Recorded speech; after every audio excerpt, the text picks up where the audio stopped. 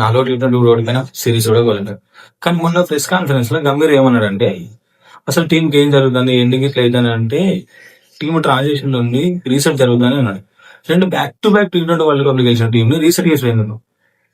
మరి రీసెట్ అంటే coach left hand అయినంత మాత్రం టీం మొత్తం లెఫ్ట్ హ్యాండర్లు ఉండాలి అనుకున్నా. వైభవ్, అభిషేక్, ఇషాన్ కిషన్, తిలక్ వర్మ, శివన్ డూబే, అక్షర్ పటేల్, వాషింగ్టన్ సుందర్, ఒక్క శ్రేయస్ తప్పితే మిగతా వాళ్ళందరూ లెఫ్ట్ హ్యాండర్లే. సరే వీళ్ళు ఫామ్ ఉన్నారు, 5 గంటలు లేదు కదా, వీళ్ళు రెండు ఆల్రెడీ ఐర్లాండ్ ఇంగ్లాండ్ సిరీస్ లో వీళ్ళు ఫెయిల్ అయ్యారు కదా. సేమ్ జింబాబ్వే కూడా వీళ్ళని సెలెక్ట్ చేశారు.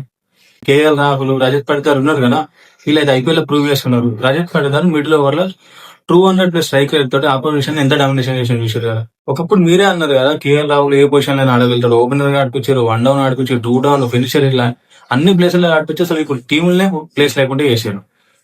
సేమ్ అదే సిచ్యువేషన్ తిలక్ వర్మకి. Actually Tilak Varma number 3 place లో ఏమన్నా ఆడతాడా, ఒకసారి స్టాట్స్ కూడా చూడండి. అటువంటి తిలక్ వర్మని ఆ పొజిషన్ ఈ పొజిషన్ పెట్టి సేమ్ ఫామ్ లేకుండా ఇబ్బంది పడతాను. ఆ ఎఫెక్ట్ టీం మీద కూడా పడింది. ఇప్పుడు ఒకసారి బౌలర్ల విషయం కద్దాం. ఈ యష్ ఠాకూర్, అశోక్ శర్మ, మయాంక్ యాదవ్ కి ఐపీఎల్ ఒక్క వికెట్ కూడా లేదు. వీళ్ళందరూ కలిసి తీసిన వికెట్లు 16, రషీద్ సలాం ఒక్కడు తీసిన వికెట్లు 19. అసలు ఇతన్ని కన్సిడర్ చేస్తలేరు.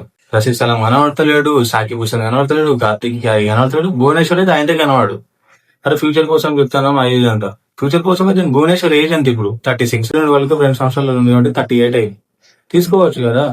ఐపీఎల్ లో second highest wicket taker, economy కూడా 8 కి అటు ఇటే ఉంది. తీసుకోవచ్చు కదా. క్రికెట్ కి మన పర్టికులర్ రిటైర్మెంట్ ఏజ్ అని ఏం లేదు కదా. ఫామ్ ఫిట్నెస్ ఉంటే అయిపోతుంది కదా. ఫిట్నెస్ ఉంది, ఫామ్ ఉంది, వికెట్స్ కూడా తీస్తాడు. భువనేశ్వర్ ని కన్సిడర్ చేయొచ్చు కదా. సేమ్ కృణాల్ పాండే కూడా అంతే. కృణాల్ పాండే స్పిన్నర్ అంతే పెద్ద ఇంజరీస్ కూడా ఏముంది. బౌలింగ్ తోటి ఎంత ఎఫెక్టివ్ ఉన్నాడు, బ్యాటింగ్ తోటి ఎంత ఎఫెక్టివ్ ఉన్నాడు. బ్యాటింగ్ కూడా పొజిషన్ చేంజ్ చేశారు కదా కృణాల్ పాండే. అయినా పర్ఫార్మెన్స్ చేసి పెట్టిండు కదా ఐపీఎల్ లా. ఈ అక్షర్ పటేల్ కి, వాషింగ్టన్ సుందర్కి ఎట్లా ఛాన్స్ ఇస్తారు, కృణాల్ పాండే కూడా ఇవ్వచ్చు కదా. ఎలాగో టీం ట్రాన్సాక్షన్ లో ఉంది కదా, రీసెట్ అంటారు కదా, వీళ్ళకి కూడా ఛాన్స్ ఇవ్వచ్చు కదా. ఇప్పుడు అంటారు అంటే ఇప్పుడు సెలెక్ట్ చేసిన ప్లేయర్లు కాదా అది అంటారు. వాళ్ళు players already Ireland England chance ఇచ్చారు కదా, వాళ్ళు ఫెయిల్ అయ్యారు కదా. కనీసం ఫామ్ లో ఇప్పుడు క్రికెట్ లో టీంలోకి రావాలంటే ఏం చేయాలి, ఫామ్ లో ఉండాలి, ఫామ్ లో ఎంచుకోవాలి, టీంలోకి రావాలి. ఇప్పుడు వాళ్ళ ఫామ్ లోనే ఉన్నారు కదా, వాళ్ళకు కూడా ఛాన్సెస్ అయిపోద్ది కదా అని ఉద్దేశం ఉంటుంది.